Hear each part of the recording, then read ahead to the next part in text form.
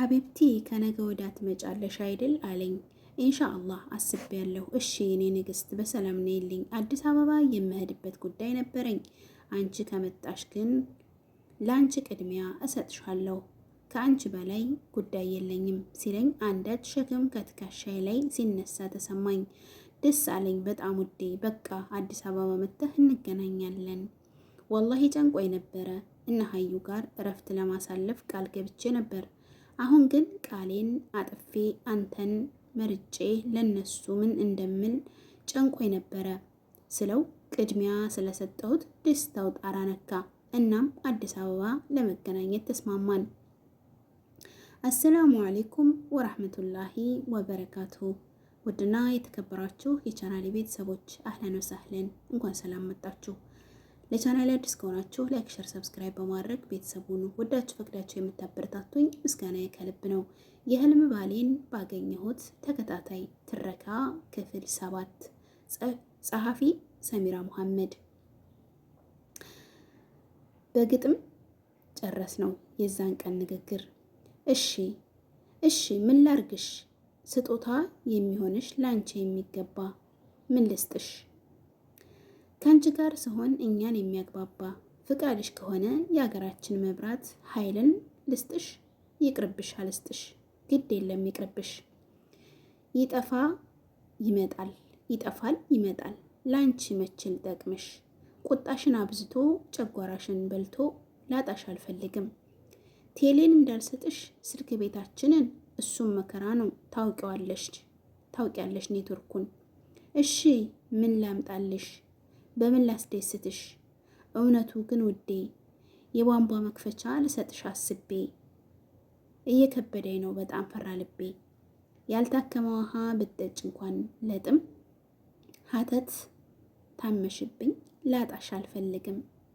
ከሰማሽኝ ውዴ ቁስተራ ነገር ነው ግድ የለም አልስጥሽ።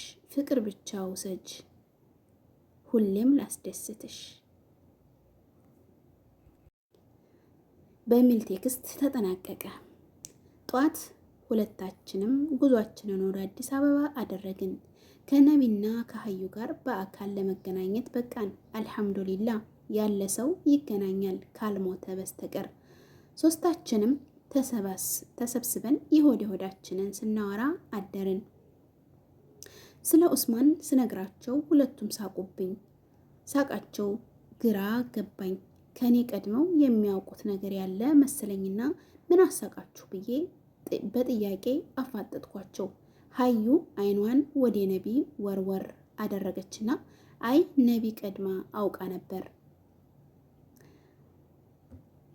ለችኝ። ንግግሯ ይበልጥ ግራ አጋባኝና አልገባኝም በሚል እይታ ገርመም አረኳቸው።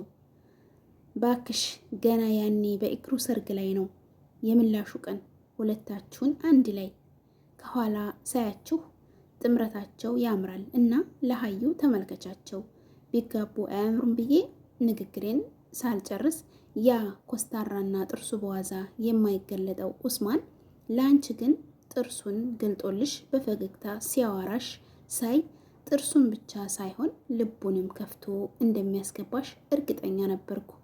ይሄው ዛሬ ቀን ጠብቆ ከእጁ አስገባሽ ብላ ንግግሯን ቋጨች። በንግግሯ ተገረምኩ። ያኔ ምናልባት አላስተዋልኩ ይሆናል። ያኔም ፈገግ ብሎ አነግሮኛል። ግን መሳቅ አመሌ ነውና ለፈገግታዬ አጸፋ ምላሽ ለመስጠት ፈገግ የሚል እንጂ የመሰለኝ ነቢ በተመለከተችው ምልከታ አላየሁትም ነበር። ምሽቱ ነግቶ እሱን እስከማገኝ እያሰብኩ ነጋ። በጉጉት በመጠበቅ በአይኔ እንቅልፍ ሳይዞር ነጋ። አዲስ ቀን፣ ብሩህ ተስፋ። ተሰብስበን ቁርስ ከበላን በኋላ አክራም ወደ ስራ ሄደ። አክራም መልካም ሰው ነው። ለሀዩ ያለው ፍቅር የተለየ ነው። በትዳራቸው ውስጥ ከልብ የመነጨ ፍቅር፣ ጥልቅ የሆነ መተሳሰብ፣ መከባበር ይስተዋላል። ፍቅራቸው እጅጉን ያስቀናል። ሀዩ ስለ አክራም መልካምነት አውርታ አትጠግብም። ትሳሳለታለች። ወጥቶ እስከሚመለስ ይናፍቃታል። ከተቀመጥንበት ሳንነሳ ኡስማኔ ደወለ። የምንገናኝበትን ቦታ ነግሮኝ ስልኩ ተዘጋ። ሁለታችን ብቻ መገናኘታችን አላስፈላጊ ነገር ውስጥ ይከተናል ብዬ ስላሰብኩ ከነቢ ጋር ለመሄድ ተስማማን። አለሜን ገና ከርቀት ሳየው ሮጠሽ ሄደሽ ተጠምጠሚበት የሚል ኃይል ውስጤን ተቆጣጠረው። ግን ሃይማኖታችን በኒካ እስካልተሳሰርን ድረስ እንዲህ አይነት ተግባር ይከለክለናል። ከስሜቴ ይልቅ ሃይማኖቴን አስቀደምኩ። እነዚያ ውብ በፍቅር ገዳይ ጥርሶቹ ተገልጠው ሳያቸው የምገባበትን አጣሁ። አይኖቼ አይኑ ውስጥ ሰምጠው ከሱ ውጭ ማንም አይታየኝ። ፍዝዝ ብዬ ቀረሁ። እረ እኛንም እይን የሚለው የሙስጤ ድምፅ አባነነኝ። አይገርምም? እስኪ አሁን ሰዓት ድረስ ሙስጤን አላስተዋልኩም። ድምፅ ወደ ሰማሁበት አቅጣጫ ስዞር ሙስጠፋ በትዝብት ይመለከተኛል። እንዴ ማፈር ብዬ ሙስጤ እንዴት ነህ ብዬ ፍርሃቴን በፈገግታ ለመደበቅ ሞክርኩ። ሙስጤ ተጫዋችና የማያስፈራ ቀለል ያለ ሰው ነው። እኔም ለማዳ በመሆኔ ለመግባባት ጊዜ አልፈጀብንም። የኮስተራው ኡስማን ዛሬ ጥርሶቹ መሳቅ አላቆሙም። ፊቱ የደስታ ብርሃን ያበራል። እኔም ከሱ ጋር መሆኔን ደስታ፣ ምቾትና ሰላምን ፈጥሮልኛል። ልቤ በደስታ ብዛት ሰክራ ትፈነጥዛለች። ከሚወዱት ሰው ጋር እንደመሆን ምን የሚያስደስት ነገር አለና። የቱንም ያህል የቆየን ሳይመስለን ሰዓቱ ለካ ሄዷል። መለያየት ባንፈልግም ግዴታ እንለያያለን። ከፋኝ። ደስታዬ እንደጉም በኖ ጠፋ። ደስታዬን እና ልቤን አለሜ ጋር ትቼ ብድን አካሌን ይዤ ተመለስኩ። ገና ስለየው ይናፍቀኝ ጀመር። ስንገናኝ ፍቅሩ ጨመረብኝ። እንደ ከፋኝ ቤት ደረስን። ሀዩ ፈርሻ ቡና አፍልታ ጠበቀችን። እንደዚህ ተፈራርሾ ካየሁ ወራቶችን አስቆጥሬያለሁ። ደስ አለኝ። ሀዩ ሳምኩና የፈንዲሻ ሳህኑን አቅፌ ተቀመጥኩ። ፈንዲሻ እንደምወድ ስለሚያውቁ ተያይተው ተሳሳቁ።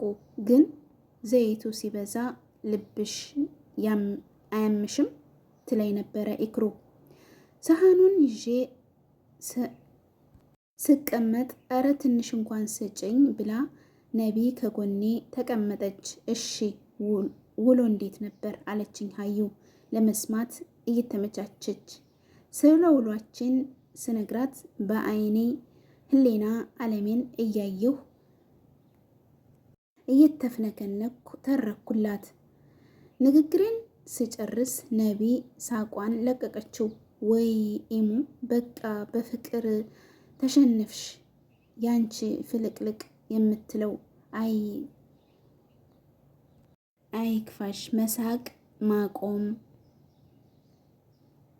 የማይሆንላት ኢማን ዛሬ በፍቅር ወድቃ የደስታዋን ቁልፍ በኡስማን ተሰርቃ ህልውናዋ በሱ ስር ወድቆ ስሜቷ ከሱ ስሜት ጋር ተቆራኝቶ ደስታው የሚያስደስታት ሐዘኑ ህመም የሚሆንባት ፍቅሩ አቅም አሳጥቷት ሳይ የእውነት አዘንኩላት። እስካሁን እንኳ ስንመጣ አኩርፋይ ነበረ። አሁን ስለሱ ሲነሳ ተመልከች እንዴት ጥርስ በጥርስ እንደምትሆን አለችና የፌዝ ሳቋን ለቀቀችው። የፍቅርን ኃያልነት የሚያውቅ ያውቀዋልና እስኪ ያንቺንም ተራ ሲደርስ እናይሻለን አለች ሀዩ። የረፍት ጊዜን ከአለሜ ጋር አሳለፍኩ። ግን ሁሌም ስንገናኝ ነቢ ሙስጤ ከኛ ጋር ናቸው። አለሜ የመጣበትን ጉዳይ ጨርሷል፣ ግን እኔ እስከምመለስ ድረስ አብሮኝ ለመሆን ወስኗል። የኔም የእረፍት ቀን አልቆ 2 ቀን ብቻ ቀርቶኛል። አቤት የጊዜው ሩጫ! አንድ ቀን የቆየን ሳይመስለኝ 10 ቀናት አለፉ። ቤተሰቦቼ በቀጣይ እስከምንገናኝ